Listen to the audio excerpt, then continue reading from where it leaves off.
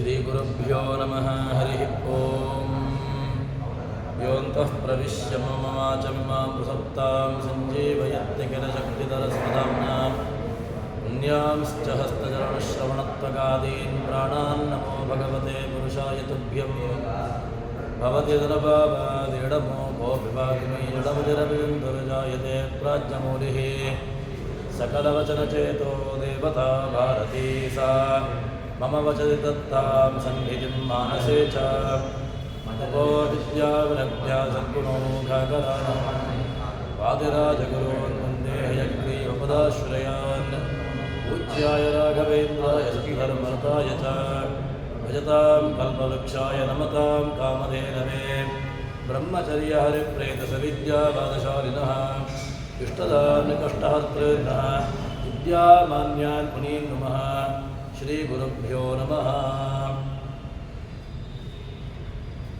ಭಗವಂತನ ಸ್ತೋತ್ರವನ್ನು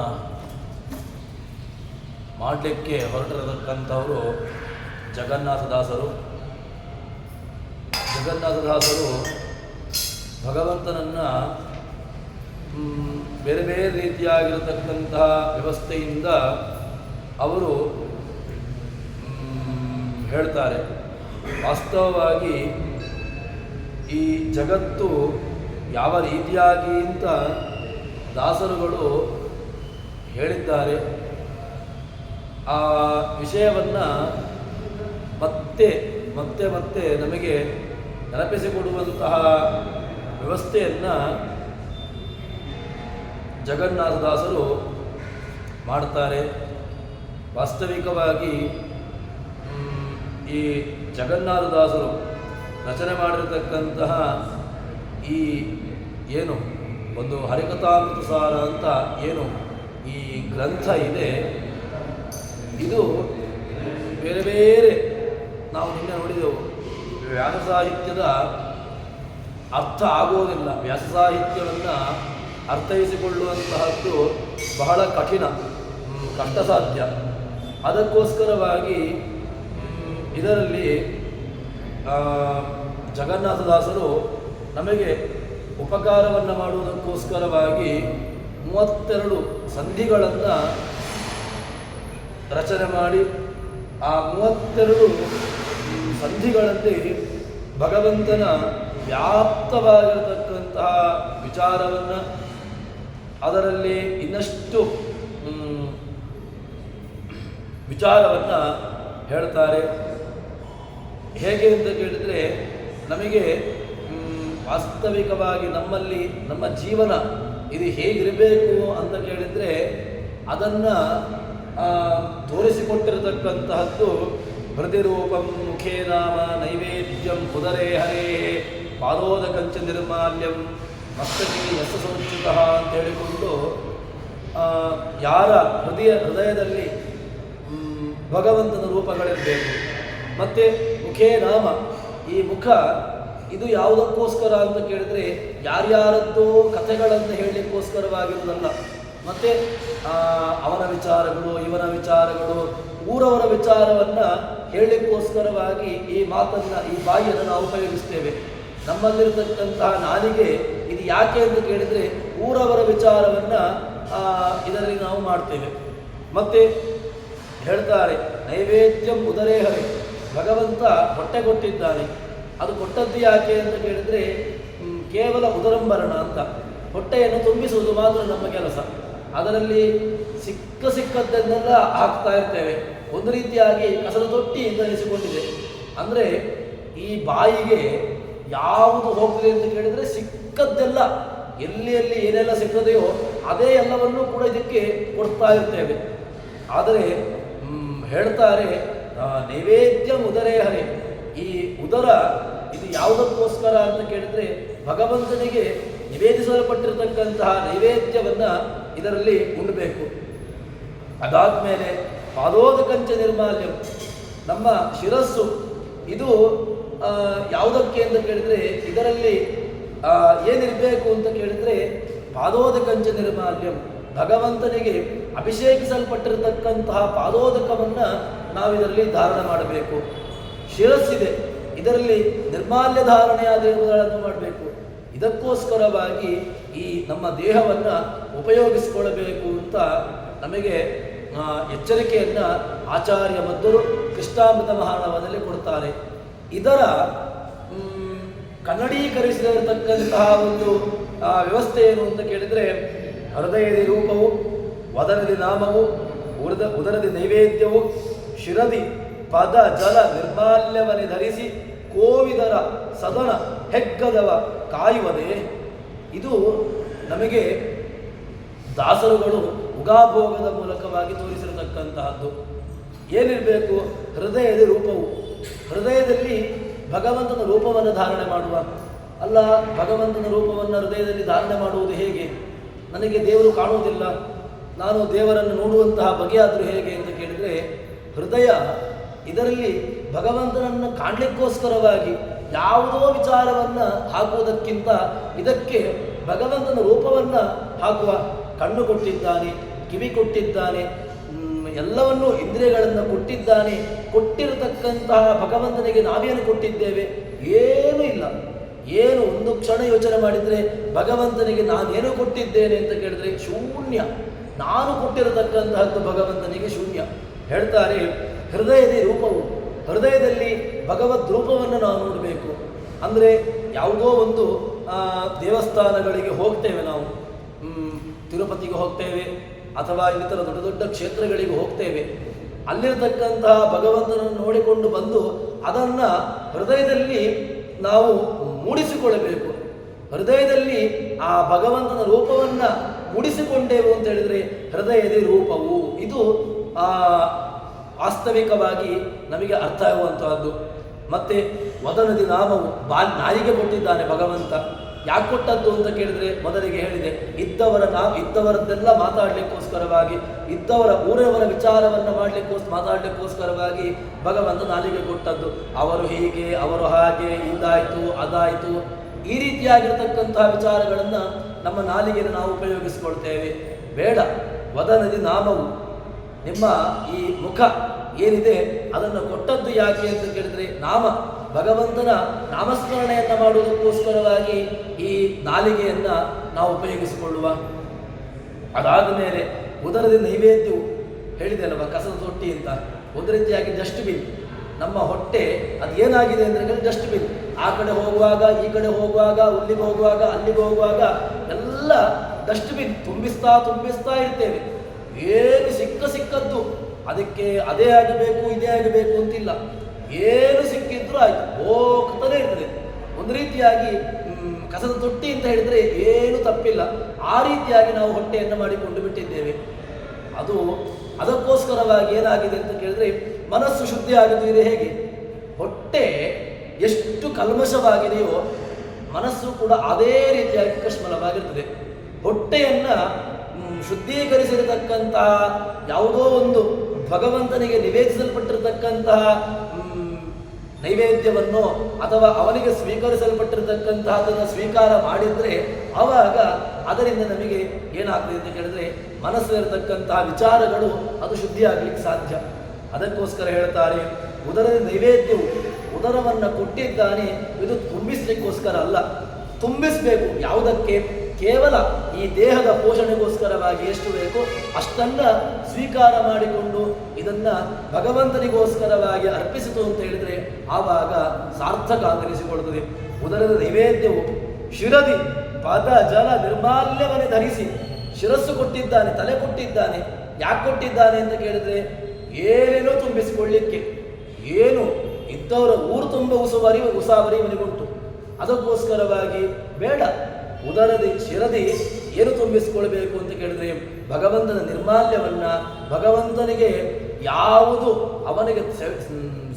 ಅವನಿಂದ ಸ್ವೀಕರಿಸಲ್ಪಟ್ಟಿರತಕ್ಕಂತಹ ನಿರ್ಮಾಲ್ಯವನ್ನು ಅದರ ಧಾರಣೆಗೋಸ್ಕರವಾಗಿ ಶಿರಸಿರುವಂತಹದ್ದು ಧರಿಸಿ ಕೋವಿದನ ಸದನ ಹೆಗ್ಗದವ ಕಾಯುವುದನೇ. ಇದನ್ನು ನಮಗೆ ದಾಸರುಗಳು ಉಗಾಭೋಗದ ಮೂಲಕವಾಗಿ ಕೊಟ್ಟದ್ದು. ನಾವು ಇದನ್ನು ಬಿಟ್ಟು ಮತ್ತೆಲ್ಲವನ್ನೂ ಕೂಡ ಮಾಡ್ತಾ ಇದ್ದೇವೆ. ಅದನ್ನೇ ಕೃಷ್ಣಾಮೃತ ಮಹಾನ, ನಾನು ಅದನ್ನೇ ಹೇಳಿದ್ದು. ಏನು ಅಂತ ಕೇಳಿದರೆ, ದಾಸರುಗಳ ಮಾತು ಅದು ಒಬ್ಬ ಪಂಡಿತನಿಗೂ ಅದು ಅದರಲ್ಲಿ ಬೇಕಾದಷ್ಟು ವಿಷಯಗಳಿದೆ. ಅದೇ ರೀತಿಯಾಗಿ ಒಬ್ಬ ಸಣ್ಣ ಮಗುವಿಗೆ ಯಾವ ರೀತಿಯಾಗಿರ್ತಕ್ಕಂತಹ ಪಾಮರನಿದ್ದಾನೆ ಅವನಿಗೂ ಕೂಡ ಅರ್ಥ ಆಗಲಿಕ್ಕೆ ಬೇಕಾಗಿರ್ತಕ್ಕಂತಹ ವಿಚಾರವನ್ನು ನಮಗೆ ದಾಸರುಗಳು ಕನ್ನಡೀಕರಿಸಿಕೊಟ್ಟಿದ್ದಾರೆ. ಇದನ್ನು ಅರ್ಥೈಸಿಕೊಳ್ಳಬೇಕು. ನಾವು ದೇವರನ್ನು ನೋಡುವ ಬಗೆಯೇ ನಮಗೆ ಗೊತ್ತಿಲ್ಲ. ನಮ್ಮಲ್ಲಿ ದೇವರನ್ನು ನೋಡ್ತೇವೆ, ದೇವರ ವಿಚಾರವನ್ನು ನೋಡುವುದು ಅಂತ ಹೇಳಿದರೆ ಕೇವಲ ದೇವರ ವಿಗ್ರಹವನ್ನು ನೋಡಿದ ಗರ ಗರ ಗರ ಗರ ಏನೂ ಗೊತ್ತಾಗಲಿಲ್ಲ.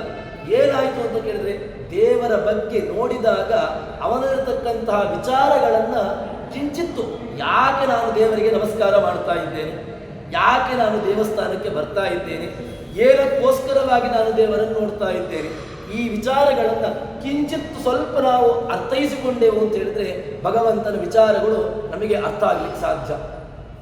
ಅದನ್ನೇ ದಾಸರುಗಳು ನಮಗೆ ವಿಶಿಷ್ಟವಾಗಿ ತುಂಬ ವಿಸ್ತಾರವಾಗಿ ಅದರ ಬಗ್ಗೆ ಹೇಳಲಿಕ್ಕೆ ಹೊರಡ್ತಾರೆ. ಆರಂಭದಲ್ಲಿ ಜಗನ್ನಾಥದಾಸರು ಆರಂಭ ಮಾಡ್ತಾರೆ. ಸಕಲ ಎಲ್ಲ ಕಡೆಗಳಲ್ಲೂ ಕೂಡ ಎಲ್ಲ ಗ್ರಂಥಗಳಿಗೂ ಕೂಡ ಮಂಗಲಾಚರಣೆ ಎಂಬುದು ಅತ್ಯವಶ್ಯಕ. ಯಾಕೆ ಅಂತ ಕೇಳಿದ್ರೆ ಮಂಗಳ ಅಂತ ಹೇಳಿದ್ರೆ ಗ್ರಂಥದ ಒಂದು ಗ್ರಂಥವನ್ನು ಮಾಡಿದಾಗ ಎಲ್ಲರಿಗೂ ಕೂಡ ಸಹಜವಾಗಿರ್ತದಲ್ವ. ಯಾರೋ ಒಬ್ಬ ಲೌಕಿಕರಾಗಿರ್ತಕ್ಕಂಥವರು ಕೂಡ ಗ್ರಂಥವನ್ನು ಮಾಡ್ತಾನೆ. ಗ್ರಂಥವನ್ನು ಮಾಡಿದಾಗ ಅವನಿಗೊಂದು ಒಳಗೊಂದು ಇಚ್ಛೆ ಇರ್ತದಲ್ವ, ನಾನು ಗ್ರಂಥ ಮಾಡಿದ್ದು ಒಂದು 4 ಜನರು ಓದಬೇಕು, ಇದನ್ನು 4 ಜನರು ಸ್ವೀಕಾರ ಮಾಡಬೇಕು, ಇದನ್ನು ಒಂದಷ್ಟು ಮಂದಿ ಸ್ವೀಕಾರ ಮಾಡುವ ಮೂಲಕವಾಗಿ ನಾನು ಮಾಡಿರ್ತಕ್ಕಂತಹ ಗ್ರಂಥ ಅದು ಸಾರ್ಥಕ ಆಧರಿಸಿಕೊಡಬೇಕು ಅಂತ. ಅದಕ್ಕೋಸ್ಕರವಾಗಿ ಸಹಜವಾಗಿ ದಾಸರುಗಳು ಕೂಡ ತಮ್ಮ ಗ್ರಂಥವನ್ನು ಆರಂಭ ಮಾಡುವಾಗ ಆರಂಭದ ಸಂಧಿ ಅದನ್ನು ಹೇಳ್ತಾರೆ. ಮಂಗಲಾಚರಣ ಸಂಧಿ, ನಾಂದಿ ಸಂಧಿ ಅಂತ ಹೇಳಿಕೊಂಡು ಆರಂಭದ ಸಂಧಿಗೆ ನಾಮಕರಣವನ್ನು ಮಾಡ್ತಾರೆ. ಮಂಗಲಾಚರಣ ಯಾರನ್ನ ಸ್ಮರಣೆ ಮಾಡಿದರೆ ಮಾಂಗಲ್ಯ ನಮಗೆ ಲಭಿಸ್ತದೋ ಅದು. ಯಾಕೆ ಅಂತ ಕೇಳಿದರೆ ಮಂಗಲಂ ಭಗವಾನ್ ವಿಷ್ಣು, ಮಂಗಲಂ ಮಧುಸೂದನ, ಮಂಗಲಂ ದೇವಕಿ ಪುತ್ರ, ಮಂಗಲಂ ಗರುಡಧ್ವಜ. ಮಂಗಲ ಯಾರು ಮಂಗಲ ಕೇಳಿದರೆ ಭಗವಂತನನ್ನು ಬಿಟ್ಟು ಮಾಂಗಲ್ಯ ಬೇರೆ ಇಲ್ಲವೇ ಇಲ್ಲ. ಯಾಕೆ ಅಂತ ಕೇಳಿದರೆ ಮಂಗಲಾಯತನೋ ಹರಿ. ಇಡೀ ಮಾಂಗಲಿಕ ವಸ್ತುಗಳಿಗೆ ಜಗತ್ತಿನಲ್ಲಿ ಯಾವುದೆಲ್ಲ ಮಂಗಳಮಯವಾಗಿರ್ತಕ್ಕಂತಹ ವಸ್ತುಗಳು ಅಂತ ನಾವೀಗ ಕಲ್ಪನೆ ಮಾಡ್ತೇವೆಯೋ, ಸುಮಂಗಲಿ, ಬೇನು ಅಥವಾ ಇನ್ನಿತರವಾಗಿರ್ತಕ್ಕಂತಹದ್ದು ಎಲ್ಲವೂ ಕೂಡ ಮಂಗಲ ಅಂತ ಯಾಕೆ ನಾವು ಅದನ್ನು ಪರಿಗಣನೆ ಮಾಡ್ತೇವೆ ಅಂತ ಕೇಳಿದರೆ ಅದರಲ್ಲಿ ಮಂಗಲಮಯನಾಗಿರ್ತಕ್ಕಂತಹ ಭಗವಂತ ಒಂದು ರೂಪದಲ್ಲಿ ಅದರಲ್ಲಿ ಇದ್ದಾನೆ. ಅದಕ್ಕೋಸ್ಕರವಾಗಿ ಅದನ್ನು ಮಂಗಳ ಅಂತ ಕರೆದದ್ದು. ಆ ಮಂಗಳಮಯವಾಗಿರ್ತಕ್ಕಂತಹ ವಸ್ತುಗಳನ್ನು ಹೇಳಿಕೋಸ್ಕರವಾಗಿ ಅದನ್ನು ಮಂಗಳ ಅಂತ ಕರೆದದ್ದು. ಆರಂಭದಲ್ಲಿ ಹೇಳುವಾಗ ಹರಿಕಥಾಮೃತ ಸಾರ ಗುರುಗಳ ಕರುಣದಿಂದ ಆಪನಿತು ಬೇಳುವೆ ಪರಮ ಭಗವದ್ ಭಕ್ತರು ಇದನ್ನು ಆದರದಿ ಕೇಳುವುದು ಅಂತ ಹೇಳಿಕೊಂಡು ದಾಸರು ಆರಂಭವನ್ನು ಮಾಡ್ತಾರೆ. ಯಾರು ಕೇಳಬೇಕು ಅಂತ ಕೇಳಿದರೆ ಹೇಳ್ತಾರೆ ಹರಿಕಥಾಮೃತ ಸಾರ, ಭಗವಂತನ ಕಥೆ, ಭಗವಂತನ ವಿಚಾರಗಳನ್ನು ನಾನು ಹೇಳಿಕೊಟ್ಟದ್ದು. ಯಾರ್ಯಾರದ್ದೋ ಕಥೆಗಳನ್ನು ಹೇಳಿಕೊಟ್ಟದ್ದಲ್ಲಪ್ಪ ನಾನು. ಯಾಕೆ ಅಂತ ಕೇಳಿದರೆ ದಾರಿಯಲ್ಲಿ ಹೋಗುವವನ ಕಥೆಯನ್ನು ಯಾರೂ ಕೇಳಲಿಕ್ಕೆ ಹೋಗೋದಿಲ್ಲ, ಯಾರಿಗೆ ಬೇಕು. ಅದಕ್ಕೋಸ್ಕರವಾಗಿ ದಾಸರು ಹೇಳುವಾಗ ಹರಿಕಥಾಮೃತ ಸಾರ, ಭಗವಂತನ ಕಥೆ. ಈ ಭಗವಂತನ ಕಥೆ ಎಂಥದ್ದು ಅಂತ ಕೇಳಿದರೆ ಅಮೃತ. ಇದನ್ನು ಕೇಳಿತು ಅಂತ ಹೇಳಿದ್ರೆ ಅದರಿಂದಾಗಿ ಆಗುವಂತಹದ್ದು ಏನು ಕೇಳಿದರೆ ಅಮೃತತ್ವ, ಮೋಕ್ಷ. ಭಗವಂತನ ಬಗ್ಗೆ ಕೇಳಿತು ಅಂತಾದರೆ ಅವನಿಗೆ ಮೋಕ್ಷವೇ, ಯಾವುದೂ ಬೇಡ. ನಮ್ಮ ಧ್ಯೇಯ ಏನಾಗಿದೆ ಅಂತ ಕೇಳಿದರೆ ಧರ್ಮಾರ್ಥ ಕಾಮ ಮೋಕ್ಷಾಖ್ಯ ಚತುರ್ವಿಧ ಪುಣ್ಯ ಪುರುಷಾರ್ಥ್ಯರ್ಥಂ ಜ್ಞಾನ ಭಕ್ತಿ ವೈರಾಗ್ಯ ಸಿದ್ಧಾರ್ಥಂ ಹೇಳಿಕೊಂಡು ನಮ್ಮ ಸಂಕಲ್ಪ ಅದು ಸಂಕಲ್ಪದಲ್ಲಿಯೇ ಉಳಿದು ಬಿಟ್ಟಿದೆ. ಅದಕ್ಕೋಸ್ಕರವಾಗಿ ಇದನ್ನು ದಾಸರು ಆರಂಭ ಮಾಡುವಾಗ ಭಗವಂತನ ಕಥೆಯನ್ನು ನಾನು ಹೇಳಲಿಕ್ಕೆ ಹೊರಟಿದ್ದೇನಪ್ಪ, ಮತ್ತೆ ಹೇಳಲಿಕ್ಕೆ ಹೊರಟದ್ದು ನಾನು ಮಾಡ್ತೇನೆ ಅಂತ ಹೇಳಿದರೆ ನಾನೇನು ಮಾಡೋದು? ನಾನಲ್ಲ, ಗುರುಗಳ ಕರುಣದಿಂದ ಆಪನಿತು ಬೇಳುವೆ. ಇದರಲ್ಲಿ ಎರಡನ್ನ ಹೇಳಿದಾಗ ಆಯಿತು. ಭಗವಂತನಿಗೂ ನಮಸ್ಕಾರ ಆಯಿತು, ಲಕ್ಷ್ಮೀದೇವಿಗೂ ನಮಸ್ಕಾರ ಆಯಿತು, ಗುರುಗಳ ಅನುಗ್ರಹವನ್ನು ಕೇಳಿದಾಗ ಆಯಿತು. ಈ ಮೂರು ಅತೀ ಅವಶ್ಯಕವಾಗಿ ಬೇಕಾಗಿರತಕ್ಕಂತಹದ್ದು. ಈ ಮೂರನ್ನು ಪಡ್ಕೊಳ್ಳಿಲ್ಲ ಅಂತಾದರೆ ಏನೂ ಪ್ರಯೋಜನ ಇಲ್ಲ. ಯಾವುದೇ ಗ್ರಂಥಕರ್ತೃವಾಗಲಿ ಅವರು ಈ ಮೂರನ್ನು ಮಾಡಲೇಬೇಕು. ಎಲ್ಲರೂ ಕೂಡ ಇದನ್ನು ಮಾಡಿಯೇ ಮಾಡ್ತಾರೆ. ಅದಕ್ಕೋಸ್ಕರವಾಗಿ ದಾಸರುಗಳು ಹೇಳುವಾಗ ಹರಿಕಥಾಮೃತ ಸಾರ ಇದು ಭಕ್ತರ ಸಂಸಾರವನ್ನು ಪೂರ್ತಿ ಸಸಾರ ಮಾಡಿಬಿಡ್ತದೆ. ಸಂಸಾರ ಸಸಾರ ಆಗಿಬಿಡ್ತದೆ. ಯಾಕೆ ಸಂಸಾರ ಎಂಬಲ್ಲಿ ಆ ಅನುಸ್ವಾರವನ್ನು ತೆಗೆದೆವು ಅಂತ ಹೇಳಿದರೆ ಅನುಸ್ವಾರ ತೆಗೆದು ಸಸಾರ ಆಗಿಬಿಡ್ತದೆ. ಅಂದರೆ ಸಂಸಾರ ಯಾವಾಗ ಕಷ್ಟ ಆಯಿತು ಅಂತ ಕೇಳಿದರೆ ಇದರಲ್ಲಿ ಬೇರೆ ಬೇರೆ ರೀತಿಯಾಗಿರ್ತಕ್ಕಂತಹ ಕಷ್ಟಗಳು ಬಂದಾಗ ಇದು ಸಂಸಾರ ಕಷ್ಟ. ಸಂಸಾರ ಅಸಾರ ಸಿಂಧೋ ಜನಿ ಮರಣ ಜರ ದಿ ಊರ್ಮಿರ್ ಬಾಧಿತಾನ ದಾರ ಭಾರಾದಿ ಭಾರ ಕಿವಿಹ ಸುಖಕರ ಪ್ರೇಮ ಪಾಶೈರ್ ನಿಬದ್ಧ. ವಾದಿರಾಜರು ತಮ್ಮ ಮಾತಿನ ಮೂಲಕವಾಗಿ ಹೇಳ್ತಾರೆ, ಇದರಲ್ಲಿ ಏನುಂಟಪ್ಪ, ಇದರಲ್ಲಿ ಏನೂ ಇಲ್ಲ. ಸಂಸಾರ ಅಸಾರ ಸಿಂಧು, ಇದರಲ್ಲಿ ಸಾರ ಉಂಟು ಅಂತ ಅನಿಸಿಕೊಂಡಿದ್ದೀನಿ, ಇನ್ನು ಭ್ರಮೆಯಲ್ಲಿದ್ದಿ. ಆದರೆ ವಾಸ್ತವಿಕವಾಗಿ ಅಸಾರ ಸಿಂಧು, ಇದು ಸಂಸಾರ ಅಲ್ಲ. ಇದರಲ್ಲಿ ಸಂಸಾರ ಸ್ವಲ್ಪ ಸಾರ ಉಂಟಷ್ಟೇ. ನಾವು ಆಂಗ್ಲ ಭಾಷೆಯನ್ನು ಇಟ್ಟುಕೊಂಡಾಗ ಸಂಸಾರ ಏನೋ ಸ್ವಲ್ಪ ಸ್ವಲ್ಪ ಸಾರ ಉಂಟಷ್ಟೇ. ಮತ್ತೆ ನಾವು ಆ ಸಾರವನ್ನೇ ಸಾರ ಉಂಟು ಅಂತ ಹೇಳಿಕೊಂಡು ಭ್ರಮಿಸ್ತಾ ನಾವು ಬದುಕ್ತಾ ಇದ್ದೇವೆ. ಅದಕ್ಕೋಸ್ಕರ ಹೇಳ್ತಾರೆ ಸಂಸಾರ ಇದನ್ನ ಸಂಸಾರವನ್ನ ಇದು ಹರಿಕಥಾಮೃತ ಸಾರ, ಭಗವಂತನ ಕಥೆಗಳೆಂಬಂತಹ ಇದು ಕಥೆ. ಇದು ಏನು, ಇದು ನಿನ್ನನ್ನು ಅಮೃತತ್ವದ ಕಡೆಗೆ ಕೊಂಡೋಗುವಂತಹದ್ದು. ಮತ್ತೆ ಇದನ್ನ ಹರಿ ಅಂತ ಒಂದು ಶಬ್ದವನ್ನು ಹೇಳಿದ್ದಾರೆ. ಏನು, ಹರಿಕಥಾಮೃತ ಸಾರ ಅಂತ. ಸಂಸ್ಕೃತದಲ್ಲಿ ಹರಿ ಶಬ್ದಕ್ಕೆ ಹರಿಯಕ್ಷ ಕೇಸರಿ ಹರಿ ಅಂತ ಅಮರಕೋಶ ಅಮರಸಿಂಹ ತಾನು ಅಮರಕೋಶದಲ್ಲಿ ಅದನ್ನು ಉಲ್ಲೇಖ ಮಾಡ್ತಾನೆ. ಹರಿ ಶಬ್ದಕ್ಕೆ ಬೇರೆ ಬೇರೆ ಕಡೆಗಳಲ್ಲಿ ಅದನ್ನು ನಾವು ಹೇಳ್ತೇವೆ. ಹರಿ ಶಬ್ದಕ್ಕೆ ಏನು ಭಗವಂತನಲ್ಲಿ ಸಮನ್ವಯ ಮಾಡಬಹುದು. ಅದೇ ರೀತಿಯಾಗಿ ಸಿಂಹ ಕೇಸರಿಯಲ್ಲಿಯೂ ಕೂಡ ಹರಿ ಅಂತ ಕರಿತೇವೆ. ಆದರೆ ಪೂರ್ಣವಾಗಿ ಹರಿ ಯಾರು ಹರಿ ಅಂತ ಕೇಳಿದರೆ ಹರಕೀತಿ ಹರಿ, ಕಳ್ಳತನ ಮಾಡುವವನು. ಯಾವುದನ್ನು ಕಳ್ಳತನ ಮಾಡ್ತಾನೆ, ಒಳಗಿರತಕ್ಕಂತಹ ಪಾಪಗಳನ್ನು ಕಳ್ಳತನ ಮಾಡುವ ಮೂಲಕವಾಗಿ ಅವನು ಹರಿಯಿಂದ ನಿಲ್ಲಿಸಿಕೊಂಡಿರತಕ್ಕಂಥವನು. ಅದರಿಂದಾಗಿ ಅದಕ್ಕೋಸ್ಕರ ಹೇಳ್ತಾರೆ ಹರಿಕಥಾಮೃತ ಸಾರ ಗುರುಗಳ. ಇದು ಹರಿಕಥಾಮೃತ ಸಾರ, ಇದು ಭಗವಂತನ ಕಥೆ, ಇದು ಭಗವಂತನ ಕಥೆಯನ್ನು ಹೇಳಲಿಕ್ಕೋಸ್ಕರವಾಗಿರತಕ್ಕಂತಹದ್ದು. ಮತ್ತೆ ಹರಿಕಥಾಮೃತ ಸಾರ ಗುರುಗಳ ಕರುಣದಿಂದ ಪನಿತು ಬೇಡುವೆ, ನಾನು ಹೇಳುವುದಲ್ಲಪ್ಪ. ಮತ್ತೆ ಇದನ್ನ ಹೇಳುವುದು ಯಾರಿಂದ ಕೇಳಿದರೆ ಗುರುಗಳ ಕರುಣದಿಂದ. ಭಗವಂತನ ಅನುಗ್ರಹ ಬೇಕು, ಲಕ್ಷ್ಮೀದೇವಿಯ ಅನುಗ್ರಹ ಬೇಕು, ಮತ್ತೆ ಮುಖ್ಯವಾಗಿ ಗುರುಗಳು ಬೇಕು. ನಮಗೆ ದಾರಿ ತೋರಿಸಲಿಕ್ಕೆ ಗುರುಗಳೇ ಇಲ್ಲ ಅಂತ ಆದರೆ ಏನು ಪ್ರಯೋಜನ? ಅದಕ್ಕೋಸ್ಕರವಾಗಿ ಗುರುಗಳ ಕರುಣದಿಂದ ಪನಿತು ಬೇಡುವೆ, ಗುರುಗಳು ಬೇಕು ನನಗೆ.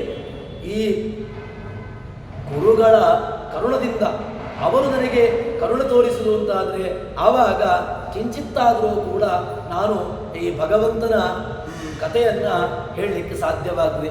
ಕರುಣದಿಂದ ಆಪನಿತು ಬೇಡುವೆ, ಪೂರ್ಣವಾಗಿ ಹೇಳೋದಿಲ್ಲಪ್ಪ, ಮತ್ತೆ ಸ್ವಲ್ಪವಾಗಿ ಹೇಳಲಿಕ್ಕೆ ಸಾಧ್ಯ. ಭಗವಂತನನ್ನ ಇಲ್ಲಿಂದ ರಾಮಾಯಣ, ಮಹಾಭಾರತ, ಭಾಗವತ, ಏನು ಕಿಂಚಿತ್ ದೊಡ್ಡ ದೊಡ್ಡ ಮಹಾಗ್ರಂಥಗಳು, ಮೂಲ ರಾಮಾಯಣ, ಮಹಾಭಾರತ ಇತ್ಯಾದಿಗಳು ಏನು ಅಮೃತತ್ವದಂತೆ ದೊಡ್ಡ ಗ್ರಂಥಗಳು. ಅಂತಹ ಗ್ರಂಥಗಳನ್ನು ನಾನೆಲ್ಲಿ ಹೇಳಲಿಕ್ಕೆ ಸಾಧ್ಯ? ನಾನು ಕಿಂಚಿತ್ತೂ ಕೂಡ ಅದರ ಬಗ್ಗೆ ಹೇಳಲಿಕ್ಕೆ ಸಾಮರ್ಥ್ಯ ಇಲ್ಲ ನನ್ನಲ್ಲಿ. ನಾನು ಎಲ್ಲಿಯವ? ನಾನು ಲೆಕ್ಕಶ್ಚಿತ ಮನುಷ್ಯ. ಭಗವಂತನ ಬಗ್ಗೆ ಹೇಳಲಿಕ್ಕೋಸ್ಕರ ನಾನು ಹೇಳಲಿಕ್ಕೆ ಸಾಧ್ಯನಾ? ಇಲ್ವೇ ಇಲ್ಲ. ಹೇಳ್ತಾರೆ ಅವನು ಹರಿ ಕಥಾಮೃತ ಸಾರ. ಇನ್ನೊಂದು ಏನು ಅಂತ ಕೇಳಿದ್ರೆ ಶ್ರುತಿ ತತಿಗಳಿಗೆ ಅಭಿಮಾನಿ ಭಾರತಿ ಅಂತ ಹೇಳ್ತಾರೆ. ಶ್ರುತಿಗಳಿಗೆ ತತಿಗಳಿಗೆ, ಈ ಶ್ರುತಿ ತತಿಗಳು, ಶ್ರುತಿಯ ಸಮೂಹಗಳು ಏನಿದೆ ಅದಕ್ಕೆ ಅಭಿಮಾನಿಯಾಗಿರ್ತಕ್ಕಂಥವಳು ಲಕ್ಷ್ಮೀದೇವಿ. ಇದರಿಂದ ಎರಡೂ ದೇವತೆಗಳನ್ನು ನಮಸ್ಕಾರ ಮಾಡಿದಾಗಾಯಿತು. ಭಗವಂತನನ್ನ, ಪ್ರಾಣದೇವರನ್ನ, ಆ ಭಗವಂತನನ್ನ, ಅವನ ಮಡದಿಯಾಗಿರ್ತಕ್ಕಂತಹ ಲಕ್ಷ್ಮೀದೇವಿಯನ್ನ ಇಬ್ಬರನ್ನೂ ಕೂಡ ನಮಸ್ಕಾರ ಮಾಡಿದ ಹಾಗಾಯಿತು. ಹೀಗೆ ಆ ಹರಿಕಥಾಮೃತ ಸಾರ. ಅದಾದ ಮೇಲೆ ಇದಕ್ಕೆ ವಿಷಯ ಯಾವುದು ಅಂತ ಕೇಳಿದ್ರೆ ಇದಕ್ಕೆ ವಿಷಯ ಬೇಕು.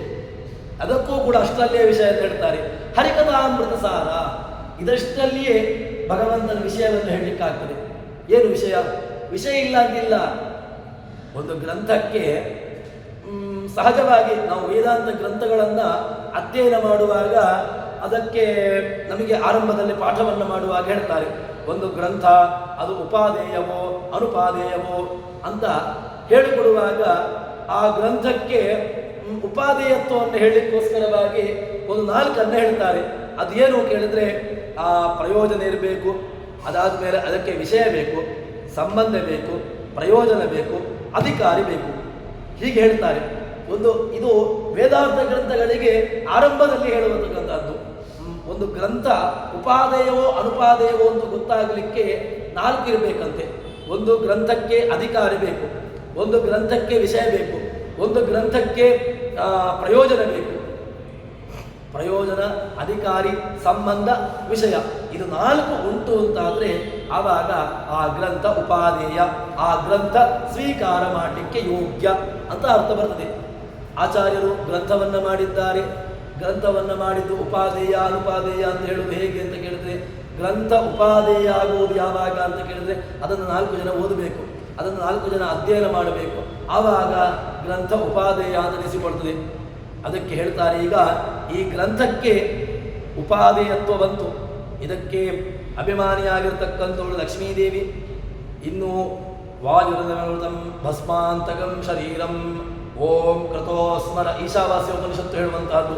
ವಾಯು ಅನಿಲಂ ಅಮೃತಂ ಇದಂ ಭಸ್ಮಾಂತಕಂ ಶರೀರಂ ಓಂ ಕೃತೋಸ್ಮರ ಕೃತಂ ಸ್ಮರ ಕೃತೋಸ್ಮರ ಕೃತಂ ಸ್ಮರ ಕೃತೋಸ್ಮರ ಕೃತಂ ಸ್ಮರ. ಇದು ಈಶಾವಾಸ್ಯ ಉಪನಿಷತ್ತು ನಮಗೆ ಕೊಟ್ಟಿರತಕ್ಕಂತಹ ಒಂದು ಆದೇಶ. ವಾಯುರ್ನಿಲಮೃತಂ ಭಸ್ಮಾಂತಕಂ ಶರೀರಂ, ಈ ಶರೀರ ಇದು ಯಾವಾಗ ಭಸ್ಮ ಆಗ್ತದೆ ಅಂತ ಕೇಳಿದ್ರೆ ವಾಯುವಿಗೆ ಅನಿಲನ ಸಂಬಂಧ ಆದಾಗ, ಅಂದರೆ ಭಸ್ಮ ವಾಯುವಿಗೂ ಅಲ್ಲಿ ದೇಹದಲ್ಲಿ ವಾಯುದೇವರ ಸನ್ನಿಧಾನ ಹೋಯಿತು ಅಂತ ಹೇಳಿದ್ರೆ, ಅದಕ್ಕೆ ದೇಹದ ಅಗ್ನಿಯ ಸಂಪರ್ಕ ಆಯಿತು ಅಂತ ಹೇಳಿದ್ರೆ ಮುಗಿಯಿತು ಅಲ್ಲಿಗೆ, ಮತ್ತೆ ಭಸ್ಮನೇ ಇದಕ್ಕೆ. ಹಾಗೆ ಹೇಳ್ತಾರೆ. ಅದಕ್ಕೋಸ್ಕರವಾಗಿ ಈ ಸಾರ, ಈ ಹರಿಕಥಾಮೃತ ಸಾರ ಏನಿದೆ, ಇದು ಭಗವಂತ, ಲಕ್ಷ್ಮೀದೇವಿ, ಪ್ರಾಣದೇವರು 3 ಜನರ ವ್ಯವಸ್ಥೆಯನ್ನು ಹೇಳಿದಾಗ ಆಯಿತು. ಅದಾದಮೇಲೆ ಗ್ರಂಥಕ್ಕೆ ವಿಷಯ ಆಯಿತು. ವಿಷಯ ಯಾರು? ಭಗವಂತನ ಹರಿಕಥಾಮೃತ ಅಂತ ಹೇಳಿದ್ರಿಂದಾಗಿ ಭಗವಂತನ ವಿಷಯಗಳಿದಕ್ಕೆ ವಿಷಯ ಆಯ್ತಲ್ವಾ. ಭಗವಂತನ ಕಥೆಗಳು, ಭಗವಂತನ ಬಗ್ಗೆ ಹೇಳಿಕೊಟ್ಟದ್ದು ನಾನು, ಯಾರ್ಯಾರೋ ಕಥೆಗಳನ್ನು ಹೇಳಿಕೊಟ್ಟದ್ದಲ್ಲ ನಾನು, ಭಗವಂತನ ಕಥೆಯನ್ನು ಹೇಳಿಕೊಟ್ಟದ್ದು. ಅದರಿಂದಾಗಿ ವಿಷಯ ಉಂಟು ಅಂತಾಯಿತು. ಏನಾಯ್ತು? ಈಗ ಗ್ರಂಥಕ್ಕೆ ವಿಷಯ ಉಂಟು ಅಂತಾಯಿತು. ಪ್ರಯೋಜನ ಉಂಟಾ ನೋಡಿದರೆ ಪ್ರಯೋಜನ ಇದ್ದೇ ಇದೆ. ನೀವು ಗ್ರಂಥವನ್ನು ಒಳ್ಳೆಯ ಮನಸ್ಸಿನಿಂದ ಅಧ್ಯಯನ ಮಾಡಿದರೆ ನಿಮಗೆ ಒಳ್ಳೆಯದಾಗಿರ್ತಕ್ಕಂತಹ ಮೋಕ್ಷ ಅದೊಂದು ಇಟ್ಟುಕೊಳ್ಳುವ. ಒಳ್ಳೆಯ ಮೋಕ್ಷ ಅಂತ ಹೇಳಿದರೆ ಭಗವಂತನನ್ನು ನೋಡಿರತಕ್ಕಂತಹ ಶ್ರವಣ ಮನನಾದಿಗಳನ್ನು ಮಾಡಿದ ನಂತರ ಭಗವಂತನ ಮೋಕ್ಷ ಆಗ್ತದೆ ಅಂತ ಇಟ್ಟುಕೊಳ್ಳುವ. ಬೇಡ, ನನಗೆ ಐಹಿಕ ಬಲ ಬೇಕಪ್ಪ, ಈ ಸುಮ್ಮನೆ ಅದೆಲ್ಲ ಮತ್ತೆ ಸತ್ತ ಮೇಲೆ ಅದು ಗೊತ್ತಿಲ್ಲ, ಆ ಮೋಕ್ಷ ಅಂತೆ ಏನೋ ಅಂತೆ ಸ್ವರ್ಗ ಅಂತೆ ಇದೆಲ್ಲ ಬೇಡ. ನನಗೆ ಈಗ ಪ್ರಕೃತಕ್ಕೇನಾದರೂ ಉಂಟ ಉಪಯೋಗ ಉಂಟಪ್ಪ, ಒಳ್ಳೆಯ ರೀತಿಯಲ್ಲಿ ಅಧ್ಯಯನ ಮಾಡು, ಭಗವಂತ ನಿನಗೆ ಏನು ಬೇಕಾದರೂ ಕೊಡ್ತಾನೆ. ಲಕ್ಷ್ಮೀದೇವಿ, ಪ್ರಾಣದೇವರು, ಇದನ್ನು ನೀನು ಯಾವ ರೀತಿಯಾಗಿ ನೋಡಿಕೊಳ್ತೀಯೋ ಆವಾಗ ಅದು ಎಲ್ಲವನ್ನು ನಿನಗೆ ಕೊಡಲಿಕ್ಕೆ ಸಾಮರ್ಥ್ಯ ಉಳ್ಳದ್ದು. ಯಾಕೆ ಅಂತ ಹೇಳಿದ್ರೆ ಶ್ರುತಿಗಳಿಗೆ ತತಿಗಳಿಗೆ ಅಭಿಮಾನಿಯಾಗಿರ್ತಕ್ಕಂತಹ ಲಕ್ಷ್ಮೀದೇವಿ, ಸಂಪತ್ತಿಗೆ ಅಭಿಮಾನಿಯಾಗಿರ್ತಕ್ಕಂತಹ ಲಕ್ಷ್ಮೀದೇವಿ, ಅಂತಹ ಲಕ್ಷ್ಮೀದೇವಿ ನಾವು ಕೇಳಿದ್ದನ್ನೇನು ಕೊಡದೇ ಇರ್ತಾಳ? ಕೊಟ್ಟೇ ಕೊಡ್ತಾಳೆ. ನಮ್ಮಲ್ಲಿ ಯೋಗ್ಯತೆ ಉಂಟು ಅಂತಾದರೆ ಒಂದು ತೆಗೊಳ್ಳಿಕ್ಕೆ ಯೋಗ್ಯತೆ ಇರಬೇಕು. ತೆಗೊಳ್ಳಿಕ್ಕೆ ಯೋಗ್ಯತೆ ಇಲ್ಲ ಅಂತ ಹೇಳಿಕೊಂಡು ಕೇಳಿದ ತಕ್ಷಣ ಕೊಡ್ಲಿಕ್ಕೆ ಸಾಧ್ಯ ಇಲ್ಲ. ಯಾಕೆ ಅಂತ ಕೇಳಿದರೆ ಯಾವನೋ ಒಬ್ಬ ಅಧಿಕಾರಿ ಇಟ್ಟುಕೊಳ್ಳುವ, ಕಳ್ಳತನವನ್ನು ಮಾಡಿದ್ದಾನೆ ಒಬ್ಬ ಕಳ್ಳ. ನಮಗೆ ನಾನು ಕಳ್ಳತನವನ್ನು ಮಾಡಿದ್ದಕ್ಕಂಥವನನ್ನು ಏನು ಮಾಡಿದ್ದಾರೆ, ಅವನನ್ನು ಸೆರೆ ಮನೆಗೆ ಹಾಕಿದ್ದಾರೆ. ನನಗೆ ಬಿಡುಗಡೆ ಆಗಬೇಕು ಅಂತ ಹೇಳಿದರೆ ನಿನಗೆ ಯೋಗ್ಯತೆ ಇಲ್ಲ. ಯಾಕೆ? ಸೆರೆಮನೆಯಿಂದ ಬಿಡಿಸಿಕೊಳ್ಳಲಿಕ್ಕೆ ನಿನಗೆ ಯೋಗ್ಯತೆ ಉಂಟಾ? ಕಳ್ಳತನವನ್ನು ಮಾಡಿದ್ರಿಂದಾಗಿ ನಿನ್ನ ಒಳಗಾಕಿಲ್ಲ. ಅದಕ್ಕೋಸ್ಕರವಾಗಿ ನೀನು ಹೊರಗೆ ಬರಲಿಕ್ಕೆ ನಿನ್ನ ಯೋಗ್ಯತೆ ಇಲ್ಲ. ಅದೇ ರೀತಿಯಾಗಿ ಭಗವಂತ ಕೊಟ್ಟಿರತಕ್ಕಂತಹದ್ದನ್ನು, ಲಕ್ಷ್ಮೀದೇವಿ ಕೊಡುವಂತಹದ್ದನ್ನು ಸ್ವೀಕಾರ ಮಾಡಲಿಕ್ಕೆ ನಮ್ಮಲ್ಲಿ ಸಾಮರ್ಥ್ಯ ಉಂಟಾ ಮತ್ತು ನೋಡಬೇಕು. ಅದಕ್ಕೋಸ್ಕರವಾಗಿ ಹೇಳ್ತಾರೆ, ಶ್ರೀಹರಿ ಭಗವಂತನನ್ನು, ಲಕ್ಷ್ಮೀದೇವಿಯನ್ನು ನೋಡಿಕೊಳ್ಳಬೇಕು. ಅದಾದ ಮೇಲೆ ಹೇಳ್ತಾರೆ, ಭಗವಂತ ಮೋಕ್ಷವನ್ನು ಕೊಡತಕ್ಕಂತಹ ರೂಪ. ಅಂತಹ ಭಗವಂತ ಅಮೃತ ಶಬ್ದ ವಾಚ್ಯರಾಗಿರ್ತಕ್ಕಂಥವರು ಪ್ರಾಣದೇವರು. ಇಂತಹ ಪ್ರಾಣದೇವರು ನಮಗೆ ಇದೊಂದು ಹರಿಕಥಾಮೃತ ಸಾರ ಆಯ್ತು. ಈಗ ಇದೊಂದು ಕತೆ, ಇದೊಂದು ಅಮೃತ, ಇದೊಂದು ಸಾರ. ಇದು ಸಾಮಾನ್ಯ ಅಲ್ಲ, ಇದು ಹರಿ ಹರಿ ಕತೆ ಅಮೃತ ಸಾರ, ಇದರ ಎಲ್ಲವೂ ಇದೆ. ಭಗವಂತನ ಬಗ್ಗೆ, ಭಗವಂತನ ಕಥೆಗಳು, ಭಗವಂತನಿಂದಾಗಿ ಹೇಳಲಿಕ್ಕೋಸ್ಕರವಾಗಿ ಭಗವಂತನ ಮಡದಿಯಾಗಿರತಕ್ಕಂತಹ ಲಕ್ಷ್ಮೀದೇವಿ, ಅವಳ ಮಗನಾಗಿರತಕ್ಕಂತಹ ಪ್ರಾಣದೇವರು, ಎಲ್ಲರ ಬಗ್ಗೆ ಹೇಳಲಿಕ್ಕೆ ಹೊರಟಿರತಕ್ಕಂತಹದ್ದು ಅಂತಹ ಉತ್ತಮವಾಗಿರತಕ್ಕಂತಹದ್ದು ಅಂತಾಯಿತು. ಅದರಿಂದಾಗಿ ವಿಷಯ ಉಂಟು, ಇನ್ನು ಪ್ರಯೋಜನ ಉಂಟು ಅಂತಾಯಿತು. ಅಧಿಕಾರಿ ಯಾರಪ್ಪ? ಅಧಿಕಾರಿ ಮೊದಲಿಗೆ ಹೇಳಿದಾಗ ಆಯಿತು. ಅಧಿಕಾರಿ ಯಾರಿಗೆ ದೇವರನ್ನು ನೋಡಬೇಕು, ದೇವರನ್ನು ಕೇಳಬೇಕು ಅಂತ ಉಂಟು, ಅವರು ಅಧಿಕಾರಿಗಳು. ದೇವರ ಬಗ್ಗೆ ನನಗೆ ಕೇಳಬೇಕು ಅಂತಿಲ್ಲ, ದೇವರ ಬಗ್ಗೆ ನನಗೆ ಗೊತ್ತಾಗಬೇಕು ಅಂತಿಲ್ಲ, ಬೇಡವೇ ಬೇಡ. ಯಾರು ನಿಮ್ಮನ್ನು ಒತ್ತಾಯ ಮಾಡಲಿಲ್ಲ. ದೇವರ ಬಗ್ಗೆ ಯಾರೋ ದೇವರು, ಯಾರೋ ಪರದೇವತೆ, ಕಾಣದೇ ಇರತಕ್ಕಂಥವನ್ನು ನೋಡುವುದಕ್ಕೋಸ್ಕರ ಯಾಕೆ ಇಷ್ಟೆಲ್ಲ ಒದ್ದಾಟ ಅಂತ ಕೇಳಿದ್ರೆ ಬೇಡ. ಭಗವಂತನನ್ನ ಕಾಣುವಂತಹ ಇಚ್ಛೆ ಉಂಟು ಅಂತಾದರೆ ನಿಮಗೆ ಈ ಗ್ರಂಥಗಳು, ಭಗವಂತನ ಬಗ್ಗೆ ಯಾವುದೇ ರೀತಿಯಾಗಿರ್ತಕ್ಕಂಥ ಉತ್ಕಟವಾಗಿರ್ತಕ್ಕಂಥ ಇಚ್ಛೆ ಇಲ್ಲ ಅಂತಾದರೆ ಈ ಗ್ರಂಥಗಳನ್ನು ಹೇಳಿಲ್ಲ. ಹೀಗೆ ಆ ಭಗವಂತನ ಬಗ್ಗೆ ಹೇಳಿರ್ತಕ್ಕಂತಹದ್ದು, ಹೇಳಿಕ್ಕಿರತಕ್ಕಂತಹದ್ದು. ಅದಾದ ಮೇಲೆ ಈ ಒಂದು ಸಣ್ಣ ಮಾತು, ಹರಿಕಥಾಮೃತ ಸಾರ ಗುರುಗಳ ಕರುಣದಿಂದ ಬರೆದು ಕೇಳುವೆ ಪರಮ ಭಗವದ್ಭಕ್ತರು ಇದನ್ನು ಆಧರಿಸಿ ಕೇಳು. ಇಷ್ಟೇ ವಿಷಯವನ್ನು ಎಷ್ಟು ಮಜಲಾಗಿ, ಎಷ್ಟು ತೆರನಾಗಿ ಇದು ಅರ್ಥೈಸ್ತದೆ ಅಂತ ಕೇಳಿದರೆ, ಇದಕ್ಕೆ ಆ ಉಪನಿಷತ್ತುಗಳ, ವೇದಗಳ, ಪುರಾಣಗಳ ಹಿನ್ನೆಲೆ ಒಂದು ಉಂಟು ಅಂತ ಆದರೆ ನಮಗೆ ಇದನ್ನು ಯಾವ ರೀತಿಯಾಗಿ ಕೂಡ ಅರ್ಥೈಸಿಕೊಳ್ಳಿಕ್ಕೆ ಬರ್ತದೆ. ಕೇವಲ ಈ ಒಂದು ಗ್ರಂಥವನ್ನು ಇಟ್ಟುಕೊಂಡ ತಕ್ಷಣ ನನಗೆ ಏನೂ ಅರ್ಥ ಆಗ್ಲಿಕ್ಕೆ ಸಾಧ್ಯ ಇಲ್ಲ. ಯಾಕೆ ಅಂತ ಕೇಳಿದ್ರೆ ಇದು ಸಾರ. ದಾಸರುಗಳು ಕೊಟ್ಟಿರತಕ್ಕಂತಹದ್ದು ಒಂದು ಸಾರ ಭಾಗ, ಪ್ರಸಿದ್ಧವಾಗಿರತಕ್ಕಂತಹದ್ದನ್ನು ಹೇಳ್ತೇವೆ ನಾವು. ಆದರೆ ಅವರು ಕೊಟ್ಟದ್ದು ಏನು ಅಂತ ಕೇಳಿದರೆ ಮತನ ಮಾಡಿ ಕೊಟ್ಟಿರತಕ್ಕಂತಹದ್ದು. ಆ ಮತನ ಮಾಡಿ ಕೊಟ್ಟಿರತಕ್ಕಂಥದ್ದನ್ನು ಹೇಗೆ ನಾವು ಅರ್ಥೈಸಿಕೊಳ್ಬೇಕು ಎಂಬುದಕ್ಕೆ ನಮಗೆ ದಾಸರುಗಳು ಒಂದು ನಿದರ್ಶನವಾಗುವಂತಹದ್ದು. ಹೀಗೆ ಇನ್ನು ಗ್ರಂಥದ ಹೆಸರನ್ನು ಹೇಳ್ತಾರೆ. ಇದೇನು ಗ್ರಂಥ ಯಾವುದು ಅಂತ ಕೇಳಿದ್ರೆ ಹರಿಕಥಾಮೃತ ಸಾರ. ಅದರಲ್ಲಿಯೇ ಹೆಸರು ಬಂತು, ಹರಿಕಥಾಮೃತ ಸಾರ. ಗ್ರಂಥವನ್ನು ಮಾಡ್ತಾ ಇದ್ದೇನೆ. ಈ ಗ್ರಂಥ ಇದು ಹರಿಕಥಾಮೃತ ಸಾರ. ಇದು ಭಗವಂತನ ಕಥೆಗಳನ್ನು ಹೇಳಲಿಕ್ಕೋಸ್ಕರವಾಗಿರತಕ್ಕಂತಹದ್ದಪ್ಪ. ಯಾರ್ಯಾರ್ದೋ ಊರವರ ಕಥೆಗಳನ್ನು ಹೇಳಲಿಕ್ಕೆ ಹೊರಟದ್ದಲ್ಲ ನಾನು. ಹರಿಕಥಾಮೃತ, ಭಗವಂತನ ಕಥೆಯನ್ನು, ಭಗವಂತನ ಅಮೃತಮಯವಾಗಿರತಕ್ಕಂತಹ ಕಥೆ, ಭಗವಂತನ ಮೋಕ್ಷಮಯವಾಗಿರತಕ್ಕಂತಹ ಕಥೆಯನ್ನು, ನಮ್ಮನ್ನು ಅಮೃತತ್ವದ ಕಡೆಗೆ ಕೊಂಡೊಯ್ಯತಕ್ಕಂತಹ ಗ್ರಂಥ ಇದು ಅಂತ ಹೇಳ್ತಾರೆ. ಹೀಗೆ ಸರಿ, ಯಾರು ಕೇಳಬೇಕು? ಯಾರು ಕೇಳಲಿಕ್ಕೆ ಯಾರಾದರೂ ಬೇಕಲ್ವ? ಕೇಳಲಿಕ್ಕೂ ಕೂಡ ಅಧಿಕಾರಿಗಳು ಬೇಕು. ಅಧಿಕಾರಿ ಯಾರು ಅಂತ ಕೇಳಿದ್ರೆ ಗುರುಗಳ ಕರುಣೆ ಅಂತ ಹೇಳಿದ್ರು. ಯಾರಿಂದಾಗಿ ಮಾಡ್ತಾ ಇದ್ದೇನೆ ಅಂತ ಹೇಳಿದ್ರೆ ಗುರುಗಳ ಕಾರುಣ್ಯ. ಎಲ್ಲ ಕಡೆಗಳಲ್ಲೂ ಕೂಡ ಜಯತೀರ್ಥರು ಕೂಡ ಸುಧಾದಿ ಗ್ರಂಥಗಳನ್ನು ಮಾಡುವಾಗ ಅಲ್ಲಿ ಗುರು ಕಾರುಣ್ಯ ಸರಣಿಂ ಪ್ರಪನ್ನ ಮಾನ್ಯಾಸ್ಮಃ ಅಂತ ಹೇಳಿಕೊಂಡು ಮಾತನ್ನು ಹೇಳ್ತಾರೆ. ಕಿಮಪಿ ಚ ವದಂತೋಪಿ ಮಹತಾಂ, ನಾನು ಏನನ್ನು ತಾನೇ ಹೇಳಲಿಕ್ಕೆ ಸಾಧ್ಯ ಇದೆ? ಕಿಮಪಿ ವದತೋಪಿ ಮಹತಾಂ, ನಾನು ಏನೂ ಹೇಳಲಿಕ್ಕೆ ಸಾಧ್ಯ. ಮತ್ತೆ ಗುರು ಕಾರುಣ್ಯ ಸರಣಿಂ ಪ್ರಪನ್ನ ಮಾನ್ಯಾಸ್ಮಃ, ಗುರು ಕಾರುಣ್ಯ ಸರಣಿ, ಗುರುಗಳ ಕಾರುಣ್ಯದ ಸಮುದ್ರ ನನ್ನಲ್ಲಿ ಬರ್ತಾ ಇದೆ, ಆದ್ದರಿಂದಾಗಿ ನಾನೇನಾದರೂ ಹೇಳಲಿಕ್ಕೆ ಸಾಧ್ಯ ಆಯಿತು. ಗುರು ಕಾರುಣ್ಯ ಸರಣಿ ಪ್ರಪನ್ನ ಮಾನ್ಯಾಸ್ಮಃ, ಅದಕ್ಕೋಸ್ಕರವಾಗಿ ನಾನು ಏನಾದರೂ ಕೂಡ ಹೇಳಲಿಕ್ಕೆ ಸಾಧ್ಯ ಆಯಿತು, ಏನಾದರೂ ಕೂಡ ರಚನೆ ಮಾಡಲಿಕ್ಕೆ ಸಾಧ್ಯ ಆಯಿತು. ಅದಕ್ಕೋಸ್ಕರವಾಗಿ ಇಲ್ಲಿಯೂ ಕೂಡ ಹೇಳ್ತಾರೆ, ನಾನು ಈ ಗ್ರಂಥವನ್ನು ಮಾಡ್ತಾ ಇದ್ದೇನಲ್ವ, ಇದು ಮಾಡತಕ್ಕಂತಹದ್ದು ಗುರುಗಳ ಕರುಣೆ. ಒಂದು ಭಗವಂತನ ಕರುಣೆ, ಒಂದು ಅವನ ಮಡದಿಯಾಗಿರ್ತಕ್ಕಂತಹ ಲಕ್ಷ್ಮೀದೇವಿಯ ಕರುಣೆ, ಅವನ ಮಗನಾಗಿರ್ತಕ್ಕಂತಹ ಪ್ರಾಣದೇವರ ಕರುಣೆ, ಅದಾದ ಮೇಲೆ ಗುರುಗಳ ಕರುಣೆ. ಗುರುಗಳ ಕರುಣೆ ಉಂಟು ಅಂತಾದರೆ ಹರವರಷ್ಟೇ ಗುರುಸ್ತಾತ, ಗುರುವರೊಟ್ಟೆ ನಕಂಚನ. ಭಗವಂತ ಕೋಪಗೊಂಡ್ರೆ ಯಾರು ಗುರುಗಳಾದರೂ ಬಂದು ರಕ್ಷಣೆ ಮಾಡ್ತಾರಂತೆ.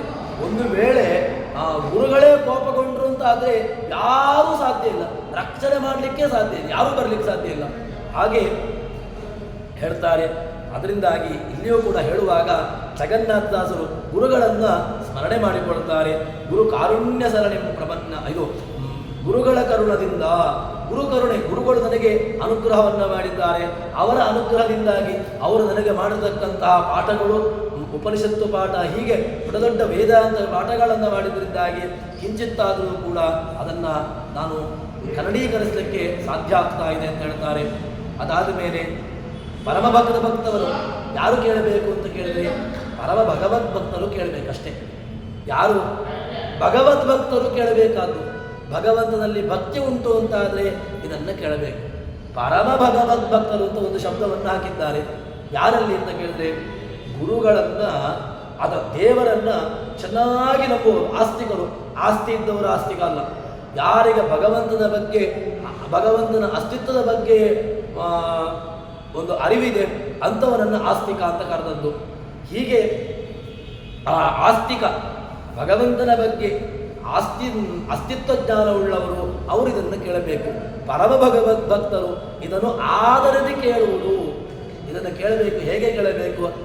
ಹೋಗ್ಲಿ, ಕೇಳಿದ್ರೆ ಕೇಳುವ, ಹೋದ್ರೆ ಹೋಯ್ತು, ಆ ರೀತಿಯಾಗಿರ್ತಕ್ಕಂತಹ ಒಂದು ಯಾವುದೋ ಒಂದು ಉಡಾಪೆ ಭಾವನೆಯಿಂದ ಕೇಳಿದರೆ ಏನೂ ಅರ್ಥ ಆಗ್ಲಿಕ್ಕೆ ಸಾಧ್ಯ ಇಲ್ಲ. ನಿಮಗೆ ಭಗವಂತನ ಬಗ್ಗೆ ಕೇಳಬೇಕು ಅಂತ ಉತ್ಕಟವಾಗಿರತಕ್ಕಂಥ ಇಚ್ಛೆ ಉಂಟು ಅಂತಾದರೆ ನಿಮಗೆ ಭಗವಂತನ ಬಗ್ಗೆ ತಿಳಿಲಿಕ್ಕಾಗದೆ. ಭಗವಂತನ ಬಗ್ಗೆ ಯಾವುದೇ ರೀತಿಯಾಗಿರ್ತಕ್ಕಂಥ ಒಂದು ಆಸೆ ಆಕಾಂಕ್ಷೆ ಇಲ್ಲ ಅಂತಾದರೆ ಆವಾಗ ಯಾವುದು ನಮಗೆ ಪುರಾಣಗಳಾಗಲಿ ಯಾವುದು ಅರ್ಥ ಆಗ್ಲಿಕ್ಕೆ ಸಾಧ್ಯ ಇಲ್ಲ. ಅದಕ್ಕೋಸ್ಕರವಾಗಿ ದಾಸರು ಹೇಳುವಾಗ ಹೇಳ್ತಾರೆ, ಹರಿಕಥಾಮೃತ ಸಾರ ಗುರುಗಳ ಕರುಣದಿಂದ ಆಪರಿತು ಕೇಳುವೆ.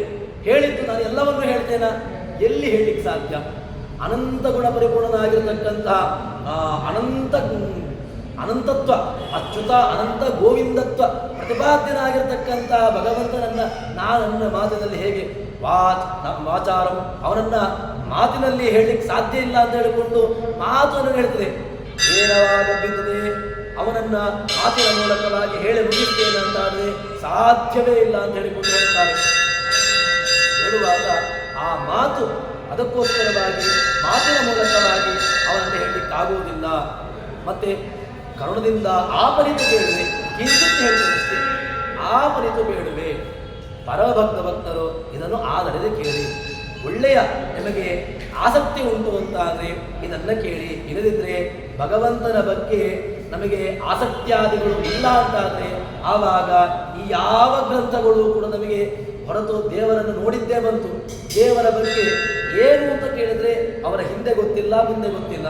ನಮ್ಮ ವ್ಯವಸ್ಥೆ ಏನಾಗಿದೆ ಅಂತ ಕೇಳಿದರೆ ನಮಗೆ ರಾಮಾಯಣ, ಮಹಾಭಾರತ ಇತ್ಯಾದಿ ಪುರಾಣಗಳು ಅದೊಂದು ರೀತಿಯಾಗಿ ದೊಡ್ಡ ಪುರಾಣ ಅಂತ ಆಗಿಬಿಟ್ಟಿದೆ.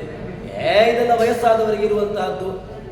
ನಾನು ಒಂದು 60 ವರ್ಷ 70 ವರ್ಷ ಆದಮೇಲೆ ನಾನು ಗ್ರಂಥವನ್ನು ತೆಗೆದುಕೊಂಡು ಓದ್ಲಿಕ್ಕೆ ಶುರು ಮಾಡ್ತೇನೆ ಅಂತ ಹೇಳಿಕೊಂಡು ನಮ್ಮ ಆ ಮನಸ್ಥಿತಿಯಲ್ಲಿದ್ದೇವೆ ನಾವು.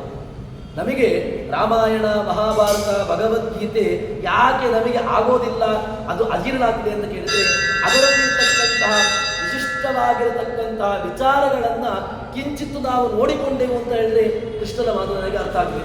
ಕೃಷ್ಣ ಏನು ಹೇಳಿದ್ದಾನೆ ಅಂತ ಅರ್ಥ ಆಗಿದೆ. ಕೃಷ್ಣನ ಆ ವಿಚಾರಗಳು ನಮಗೆ ಅರ್ಥ ಆಗಲಿಕ್ಕೆ ಸಾಧ್ಯ. ಅದಕ್ಕೋಸ್ಕರವಾಗಿ ಹೇಳ್ತಾರೆ, ಕರುಣದಿಂದ ಆಪನಿತು ಬೇಡುವೆ. ನಾನು ಹೇಳಿದ್ದೇ ಎಲ್ಲ ಅಲ್ಲಪ್ಪ, ನಾನು ಹೇಳಿದ್ದು ಸ್ವಲ್ಪ. ಅವನ ಸಮುದ್ರದಲ್ಲಿ ನಾನು ಹೇಳುವಂತಹದ್ದು ಎಲ್ಲಿಯೋ ಅಲ್ಪ ಬಿಂದು, ಪಿಪ್ಲುಟ್, ಅದೊಂದು ಸಣ್ಣ ಹನಿ ಮಾತ್ರ. ದೊಡ್ಡ ವ್ಯವಸ್ಥೆಯಲ್ಲಿ ದೊಡ್ಡ ಸಮುದ್ರದಿಂದ ಒಂದು ಲೋಟೆಯನ್ನು ನೀರು ತೆಗೆದರೆ ಏನಾದರೂ ಬಂತ ಅಂತ ಕೇಳಿದ್ರೆ ಸಮುದ್ರದಲ್ಲಿ ನೀರು ಖಾಲಿಯಾಗಿಲ್ಲ.